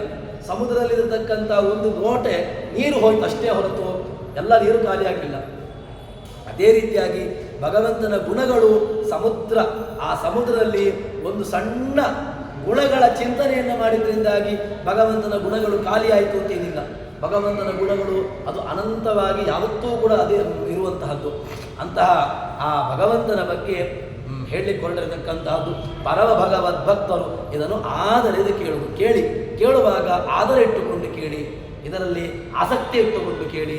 ಇದರಲ್ಲಿ ಹೇಳ್ತಾರೆ, ನಮಗೆ ಗುರುಗಳನ್ನು ಹೇಳುವಾಗ ಹೇಳಿದ್ರು, ಎಲ್ಲರೂ ಕೂಡ ಎಲ್ಲಿಂದ ಅಸ್ಮತ್ ಗುರುಗಳು ಅಂತ ಹೇಳುವಾಗ ಗುರುಗಳು, ಪರಮ ಗುರುಗಳು ನಮಗೆ ಆರಂಭದಿಂದ ಇಟ್ಟುಕೊಂಡು ನಮ್ಮನ್ನು ಭಗವಂತನ ಕಡೆಗೆ ಹೋಗಲಿಕ್ಕೆ ತೋರಿಸಿರತಕ್ಕಂತಹ ಗುರುಗಳ ತನಕನೂ ಕೂಡ ಗುರುಗಳಾಗಿ ಬಿಡ್ತಾರೆ. ಹೀಗೆ ಆ ಗುರುಗಳನ್ನು ಸ್ಮರಣೆ ಮಾಡಬೇಕು ಅಂತ ಹೇಳ್ತಾರೆ. ಸ್ಮೃತ್ವಾ ಗುರುಂ ಪೂರ್ವಗುರುಂ ಆದಿ ಮೂಲ ಗುರುತ ದೇವತಾ ವಾಸುದೇವಂಚ ವಿದ್ಯಾಭ್ಯಾಸ ಸಿದ್ಧಿ ಬಾಕು. ನಮಗೆ ವಿದ್ಯಾಭ್ಯಾಸ ಅದೊಂದು ವಿದ್ಯೆ, ಅದು ಸಿದ್ಧಿ ಆಗಬೇಕು ಅಂತ ಕೇಳಿದ್ರೆ ಸಮಸ್ತ ಗುರುಗಳನ್ನು ಕೂಡ ಸ್ಮರಣೆ ಮಾಡುವ ಮೂಲಕವಾಗಿ ಆ ವಿದ್ಯೆ ಬರೆಸಿದೆ. ಇಲ್ಲದಿದ್ದರೆ ಏನಾಗ್ತದೆ ಅಂತ ಕೇಳಿದರೆ ಕರ್ಣನ ರೀತಿ ಆಗ್ತದೆ. ಕರ್ಣ ಅಧ್ಯಯನ ಮಾಡಿಲ್ವಾ ಅಂತ ಕೇಳಿದ್ರೆ ಅಧ್ಯಯನ ಮಾಡಿದ್ದಾನೆ. ಯಾರು ದೊಡ್ಡ ಗುರುಗಳನ್ನೇ ಇಟ್ಟುಕೊಂಡಿದ್ದಾನೆ. ಅಂತಹ ದೊಡ್ಡ ಗುರುಗಳು ಇಟ್ಟುಕೊಂಡಾಗಲೂ ಕೂಡ ಅವನಿಗೆ ಏನಾಯಿತು ಅಂತ ಕೇಳಿದ್ರೆ ವಿದ್ಯೆ ಫಲಿಸಲಿಲ್ಲ. ಯಾಕೆ ಅಂತ ಕೇಳಿದ್ರೆ ಯುದ್ಧ ಕಾಲಕ್ಕೆ ಬಂದ, ಯುದ್ಧ ಕಾಲದಲ್ಲಿ ಅಸ್ತ್ರ ಫಲಿಸಲಿಲ್ಲ, ಅಸ್ತ್ರ ಸ್ಮರಣೆಗೆ ಬರಲಿಲ್ಲ. ಯಾಕೆ ಅಂತ ಕೇಳಿದ್ರೆ ಕಲಿತಿರತಕ್ಕಂತಹ ವಿದ್ಯೆ ಗುರುಗಳ ಮೂಲಕವಾಗಿ ಬಂದಿಲ್ಲದ ಕಾರಣ ವಿದ್ಯೆ ಅಲ್ಲಿಗೆ ಏನಾಯಿತು ಅಂತ ಕೇಳಿದ್ರೆ ಅದೊಂದು ರೀತಿಯಾಗಿ ಅವನಿಗೆ ಅದು ಫಲ ಕೊಡಲಿಲ್ಲ. ಅದಕ್ಕೋಸ್ಕರವಾಗಿ ಗುರುಗಳ ಒಂದು ಕರುಣೆ ತುಂಬ ಬೇಕು ಅಂತ ಹೇಳ್ತಾರೆ. ಹೀಗೆ ಹೇಳುವಾಗ ನಂತರದಲ್ಲಿ ಮುಂದೆ ಆಪನಿತು ಅಂತ ಹೇಳುವಾಗ ಎಲ್ಲವನ್ನು ಹೇಳಿದ್ದಲ್ಲ, ಕಿಂಚಿತ್ತು ಯಥಾಶಕ್ತಿ ಯಥಾಮತಿ. ನನ್ನ ಮನಸ್ಸಿನಲ್ಲಿ ಇಷ್ಟೇ ಹೇಳಲಿಕ್ಕಾದರೆ ಅಷ್ಟನ್ನು ನಾನು ಹೇಳಿದಷ್ಟೇ ದೇವರ ಗುಣಗಳು ಅಂತ ಹೇಳಿಕೊಂಡು ಆ ತೀರ್ಮಾನವನ್ನು ಮಾಡಬೇಡಿ. ದೇವರ ಗುಣಗಳು ಅನಂತ, ನಾನು ಹೇಳುವಂತಹದ್ದು ಅಲ್ಪ ಮಾತ್ರ ಎಂಬುದಾಗಿ ಅಂತಹ ಜ್ಞಾನಿಗಳೇ ಈ ರೀತಿಯಾಗಿ ಹೇಳಬೇಕು ಅಂತ ಹೇಳಿದರೆ ನಮ್ಮಂಥವರು ಏನೂ ಅಲ್ಲ. ಯಾಕೆ ಅಂತ ಹೇಳಿದರೆ ನಾವು ಏನೋ ಒಂದು ಅಲ್ಪ ಸ್ವಲ್ಪ ತಿಳ್ಕೊಂಡಿದ್ದೇವೆ ಅಂತ ಹೇಳಿದ ಮೇಲೆ ನಮ್ಮನ್ನು ಬಿಟ್ಟು ಬೇರೊಬ್ಬರು ಇಲ್ಲ ಅಂತ ಹೇಳಿಕೊಂಡು ನಾವು ಹಾರಾಡ್ತಾ ಇರ್ತೇವೆ. ನಮ್ಮ ವ್ಯವಸ್ಥೆನೇ ಹಾಗೆ.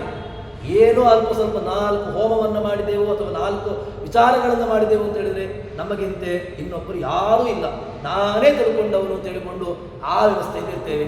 ಆದರೆ ಜ್ಞಾನಿಗಳು ಯಾವ ಕಾಲಕ್ಕೂ ಕೂಡ ಈ ರೀತಿಯಾಗಿರ್ತಕ್ಕಂಥ ಅಹಂಭಾವವನ್ನು ಎಲ್ಲಿಯೂ ತೋರಿಸಿಕೊಡಲಿಲ್ಲ. ಇದು ಜ್ಞಾನಿಗಳ ಒಂದು ವ್ಯವಸ್ಥೆ. ಜ್ಞಾನಿಗಳು ನನ್ನಲ್ಲಿಯೇ ಉತ್ಕೃಷ್ಟತೆ ಎಂಬುದನ್ನು ಎಲ್ಲಿಯೂ ವಾಸ್ತವಿಕವಾಗಿ ಅವರು ಹೇಳಿಕೊಳ್ಳಬಹುದಿತ್ತು. ನಾನೇ ಜ್ಞಾನಿ ಅಂತ ಹೇಳುವಷ್ಟು ಅವರಲ್ಲಿ ಸಾಮರ್ಥ್ಯ ಇದೆ. ಆದರೂ ಕೂಡ ನಾನು ಏನೂ ಅಲ್ಲ, ನಾನು ಹೇಳುವಂತಹದ್ದು ಕಿಂಚಿತ್ತು ಮಾತ್ರ ಅಂತ ಹೇಳಿಕೊಂಡು ತಮ್ಮನ್ನು ಭಗವಂತನಿಗೆ ಸರೆಂಡರ್ ಮಾಡಿಕೊಳ್ತಾರಲ್ವ, ಇದು ದೊಡ್ಡದು. ನಮ್ಮಲ್ಲಿ ಭಗವಂತನಿಗೆ ಸರೆಂಡರ್ ಮಾಡಿಕೊಳ್ಳತಕ್ಕಂತಹ ಭಾವನೆ ಎಲ್ಲಿ ತನಕ ಬರ್ತದೋ ಆವತ್ತಿಗೆ ನಮ್ಮ ಎಲ್ಲ ಜ್ಞಾನಗಳು ಕೂಡ ಅದು ಸಾರ್ಥಕಾಂತವಾಗುವಂತಹದ್ದು. ಹೀಗೆ ಹೇಳ್ತಾರೆ. ಅದಾದ ಮೇಲೆ ನಿಷ್ಕಾಮನೆಯಿಂದಾಗಿ ಉತ್ತಮ ಭಕ್ತರು ಯಾರಿಗೆ ಅಂತ ಕೇಳಿದಾಗ ಸಕಾಮೇಭ್ಯೋ ಅಮಿತ ಗುಣ. ನೀವು ದೇವರನ್ನು ಆರಾಧನೆ ಮಾಡುವಾಗ ಸಕಾಮಕ್ಕಿಂತ ನಿಷ್ಕಾಮ ಕರ್ಮ ತುಂಬ ದೊಡ್ಡದು ಅಂತ. ಅಂದರೆ ನಿಷ್ಕಾಮ ಕರ್ಮ ಹೇಗೆ ಅಂತ ಕೇಳಿದರೆ ಕೃಷ್ಣ ಭಗವದ್ಗೀತೆಯಲ್ಲಿ ಹೇಳಿದ್ದನ್ನು ನಮಗೆ ಅದು ಅವಾಂತರವಾಗುವುದೇ ಜಾಸ್ತಿ, ಅದು ಅರ್ಥ ಆಗುವುದಕ್ಕಿಂತ ಅನರ್ಥವೇ ಜಾಸ್ತಿ ಮಾಡ್ತೇವೆ ನಾವು. ಅದಕ್ಕೆ ನೀನು ಕರ್ಮ ಮಾಡು, ನೇತಂಗುರು ಕರ್ಮತ್ವಂ ಅಂತ ಹೇಳಿಕೊಂಡು ಹೇಳ್ತೇವೆ. ಇನ್ನು ನೇತವಾಗಿರತಕ್ಕಂತಹ ಕರ್ಮವನ್ನು ಮಾಡಬೇಕು, ಫಲವನ್ನು ಬಯಸಬೇಡ ಅಂತ ಹೇಳಿಕೊಂಡು ಫಲೇಶು ಕದಾಚನ ಅಂತ ಹೇಳಿಕೊಂಡು ಕೃಷ್ಣ ಹೇಳಿದ್ದಾನೆ. ಕೆಲಸ ಮಾಡು, ಸಂಬಳ ಕೇಳಬೇಡ ಅಂತ ಹೇಳಿದರೆ ನಮಗೆ ಇದೇ ರೀತಿಯಾಗಿ ಅರ್ಥ ಆಗುವಂಥದ್ದು. ನಮ್ಮ ಪ್ರಾರಬ್ಧ ಇದೆ. ನಮಗೇನು ಕೇಳಿದ್ರೆ ಕೆಲಸ ಮಾಡಿದ ಮೇಲೆ ಸಂಬಳ ಕೇಳಬೇಡ ಅಂತ ಹೇಳಿದರೆ ಕೃಷ್ಣ ಹೇಳಿದ್ದದಲ್ಲ. ಕೆಲಸ ಮಾಡಿದ್ದಕ್ಕೆ ಸಂಬಳ ಕೇಳಬೇಡ ಅಂತ ಹೇಳಿಕೊಂಡು ಕೃಷ್ಣ ಅಷ್ಟೇನು ಕೆಳಗಿನ ವ್ಯವಸ್ಥೆಯನ್ನು ಇಟ್ಟುಕೊಂಡು ಹೇಳಿದ್ದಲ್ಲ.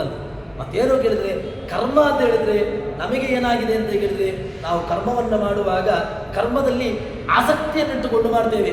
ನಾನು ಏನೋ ಮಾಡಿದಾಗ ನನಗೆ ಇಷ್ಟು ಬರಬೇಕು, ಇದು ನನಗೆ ಇಷ್ಟು ಸಿಗಬೇಕು ಅಂತ ಹೇಳಿಕೊಂಡು ಕೆಲಸವನ್ನು ಮಾಡ್ತಾನೆ. ಅದಕ್ಕೆ ಬೇಕಾಗಿರತಕ್ಕಂಥ ಫಲ ಸಿಗಲಿಲ್ಲ ಅಂತ ಹೇಳಿದರೆ ತುಂಬ ಕೆಳಗೆ ಹೋಗಿಬಿಡ್ತಾನೆ. ಏನಾಗ್ತದೆ ಅಂತ ಕೇಳಿದರೆ ಯಾವುದೋ ಒಂದು ಉದಾಹರಣೆಗೆ ಏನೋ ಒಂದು ಕೆಲಸ ಹಾಕಿದ ಅಂತ ಇಟ್ಟುಕೊಳ್ಳುವ, ಅದರಲ್ಲಿ ಆಸಕ್ತಿ ಬೇಕು. ಆಸಕ್ತಿ ಇಟ್ಟುಕೊಂಡು ಯಾವುದೋ ಒಂದು ಕೆಲಸವನ್ನು ಮಾಡಿದ ಅಂತ ಇಟ್ಟುಕೊಳ್ಳುವ, ಮಾಡಿದಾಗ ಅದರಲ್ಲಿ ಬೇಕಾಗಿರತಕ್ಕಂತಹ ಫಲ ನಮಗೆ ಸಿಗಲಿಲ್ಲ ಅಂತ ಹೇಳಿದರೆ ಆವಾಗ ಏನಾಗ್ತದೆ, ಆಸಕ್ತಿ ಇಟ್ಟುಕೊಂಡು ಮಾಡಿರತಕ್ಕಂತಹ ಕರ್ಮಕ್ಕೆ ಬೇಕಾದಷ್ಟು ಫಲ ಸಿಗಲಿಲ್ಲ ಅಂತ ಹೇಳಿದರೆ ಏನಾಗ್ತದೆ, ಆವಾಗ ಒಂದು ರೀತಿಯಾಗಿರ್ತಕ್ಕಂತಹ ಭಾವನೆ ಕೆಳಗೆ ಹೋಗ್ಲಿಕ್ಕೆ ಶುರುವಾಗ್ತದೆ. ನಾನು ಇಷ್ಟು ಮಾಡಿದೆ, ದೇವರ ನನಗೇನು ಮಾಡಿಲ್ಲ, ಈ ರೀತಿಯಾಗಿರ್ತಕ್ಕಂಥ ವ್ಯವಸ್ಥೆಯನ್ನು ನಾವು ವಿಚಾರ ಮಾಡಲಿಕ್ಕೆ ಶುರು ಮಾಡ್ತೇವೆ. ಅದಕ್ಕೋಸ್ಕರವಾಗಿ ಕೃಷ್ಣ ಹೇಳಿದ್ದೇನು ಕೇಳಿದರೆ ಆಸೆ ಇಟ್ಟುಕೊಂಡು ನನಗಿಷ್ಟು ಸಿಗಬೇಕು, ನಾನಿಷ್ಟು ಮಾಡಿದೆ, ಈ ರೀತಿಯಾಗಿರ್ತಕ್ಕಂತಹ ಆಸಕ್ತಿಯನ್ನಿಟ್ಟುಕೊಂಡು ಕರ್ಮ ಮಾಡಿದೆ ಅಂತ ಹೇಳಿದರೆ ಆವಾಗ ನಿನಗೇನಾಗ್ತದೆ ಅಂತ ಕೇಳಿದರೆ ಅದರಲ್ಲಿ ಬೇಕಾಗಿರ್ತಕ್ಕಂತಹ ಫಲ ನಿನಗೆ ಸಿಗಲಿಲ್ಲ ಅಂತ ಹೇಳಿದರೆ ನೀನು ಆವಾಗ ಏನಾಗ್ತಿ, ನೀನು ಕೆಳಗೆ ಹೋಗ್ತಿ. ನೀನು ಇಷ್ಟು ಕರ್ಮ ಮಾಡಿದಾಗ ದೇವರೇ ನೀನು ಪ್ರೀತನಾದರೆ ಸಾಕು, ನಾನು ಕರ್ಮವನ್ನು ಮಾಡ್ತೇನೆ, ನಿನಗೆ ಪ್ರೀತನಾಗಲಿ ಅಂತ ಹೇಳಿಕೊಂಡು ಕರ್ಮವನ್ನು ಮಾಡು, ಅದಕ್ಕೆ ಬೇಕಾಗಿರತಕ್ಕಂತಹ ಫಲ ಭಗವಂತ ನಿಶ್ಚಯವಾಗಿ ಕೊಟ್ಟೇ ಕೊಡ್ತಾನೆ. ಇದು ನಮಗೆ ಉಂಟು ಅಂತ ಹೇಳಿದ್ರೆ ಆವಾಗ ಆ ವಿದ್ಯೆ ನಮಗೆ ಫಲಿಸದೆ. ಕೃಷ್ಣ ಹೇಳಿದ್ದನ್ನು ನಾವೇನು ಮಾಡ್ತೇವೆ ಅಂತ ಕೇಳಿದರೆ ನಮಗೆ ಬೇಕಾದ ಅರ್ಥವನ್ನು ನಾವು ಅದಕ್ಕೆ ಹಚ್ಚಲಿಕ್ಕೆ ಶುರು ಮಾಡ್ತೇವೆ. ಮಾ ಫಲೇಶು ಕದಾಚನ, ಕೃಷ್ಣ ಹೇಳಿದ್ದು ಕರ್ಮ ಮಾಡು, ನೀನು ಅದಕ್ಕೆ ಸಂಬಳ ಏನೋ ಕೆಲಸ ಮಾಡಬೇಕು, ಸಂಬಳವನ್ನು ಕೇಳಬೇಡ ಅಂತ ಹೇಳಿದರೆ ನಮ್ಮ ದುರಾದೃಷ್ಟ ಇದೆ. ನಾವು ಅರ್ಥ ಮಾಡಲಿಕ್ಕೆ ನಮಗೆ ಅರ್ಥ ಗೊತ್ತಿಲ್ಲ, ಅಥವಾ ಆ ಗೀತೆಯ ಹಿಂದಿನ ಮುಂದಿನ ಅರ್ಥಗಳು ನೋಡಲಿಕ್ಕೆ ನಮಗೆ ಪುರುಸೋತಿಲ್ಲ. ಈ ರೀತಿಯಾಗಿ ಅರ್ಥವನ್ನು ಮಾಡಿಕೊಂಡು ಏನು ಮಾಡ್ತೇವೆ, ಅದಕ್ಕೆ ಅವಾಂತರವನ್ನೇ ಮಾಡಲಿಕ್ಕೆ ಹೋಗ್ತೇವೆ. ಅದಕ್ಕೆ ನಮಗೆ ಮನಸ್ಸಿಗೆ ಬಂದಂತಹ ಇಚ್ಛೆಯಿಂದ ನಾವು ಅದಕ್ಕೆ ಅರ್ಥವನ್ನು ಮಾಡಲಿಕ್ಕೆ ಹೋಗ್ತೇವೆ. ಇದು ದುರಾದೃಷ್ಟ. ಅದಕ್ಕೋಸ್ಕರವಾಗಿ ಹೇಳ್ತಾರೆ, ಭಕ್ತರು ಇದರ ಆಧಾರದ ಕೇಳುವುದು. ಮೊದಲಿಗೆ ಕೇಳಬೇಕು. ಯಾಕೆ? ಅದನ್ನೇ ತೋರಿಸಿಕೊಂಡದ್ದು ಶ್ರವಣ ಮನನ ನಿಧಿಧ್ಯಾಸನ. ಇದು ವೇದಾಂತ ನಮಗೆ ಕೊಟ್ಟಿರತಕ್ಕಂತಹ ಚಿಂತನೆ. ವೇದಾಂತ ಏನನ್ನೇ ಹೇಳಲಿಕ್ಕೆ ಹೊರಟದು ಅಂತ ಕೇಳಿದ್ರೆ, ಮೊದಲಿಗೆ ಕೇಳು. ನೀನು ಕೇಳಿದ ಮೇಲೆ ಕೇಳಿದದನ್ನು ಮತ್ತೆ ನೀನು ಅನುಷ್ಠಾನ ಮಾಡುತ್ತಿದ್ದಿದೆ. ಶ್ರವಣ ಮಾಡು, ಮನನ ಮಾಡು, ಆಮೇಲೆ ಧ್ಯಾನ ಮಾಡು. ನೀನು ಕೇಳಲಿಲ್ಲ ಅಂತ ಹೇಳಿದ್ರೆ ನಿನಗೆ ಯಾವತ್ತೂ ಕೂಡ ಮನನ ಮಾಡಬೇಕು ಅಂತ ಮನಸ್ಸು ಬರುವುದಿಲ್ಲ, ನಿನಗೆ ಧ್ಯಾನ ಮಾಡಬೇಕು ಅಂತ ಮನಸ್ಸು ಬರುವುದಿಲ್ಲ. ಮೊದಲಿಗೆ ಕೂತ್ಕೊಂಡು ದೇವರ ಬಗ್ಗೆ ಕೇಳು. ಅದಕ್ಕೋಸ್ಕರವಾಗಿ ಚಿಕ್ಕ ಮಕ್ಕಳನ್ನು ಆ ಎಲ್ಲೆಲ್ಲಿ ಭಗವಂತನ ಬಗ್ಗೆ ಕೇಳುವಿಕೆ, ಭಗವಂತನ ಕಥಾಶ್ರವಣ ಇಲ್ಲಿ ಆಗ್ತದೆ, ಕರ್ಕೊಂಡು ಹೋಗಿ. ಆವಾಗ ಕೇಳಿ ಏನಾಗ್ತದೆ, ಅದಕ್ಕೊಂದು ಸಂಸ್ಕಾರ ಬರ್ತದೆ. ಈ ಸಂಸ್ಕಾರದಿಂದಾಗಿ ಮುಂದೆ ದೊಡ್ಡದಾಗಿರತಕ್ಕಂತಹ ಒಂದು ಮಹತ್ತರವಾಗಿರತಕ್ಕಂತಹ ಒಂದು ಬಿಲ್ಡಿಂಗ್ ಕಟ್ಟಲಿಕ್ಕಾಗಿದೆ.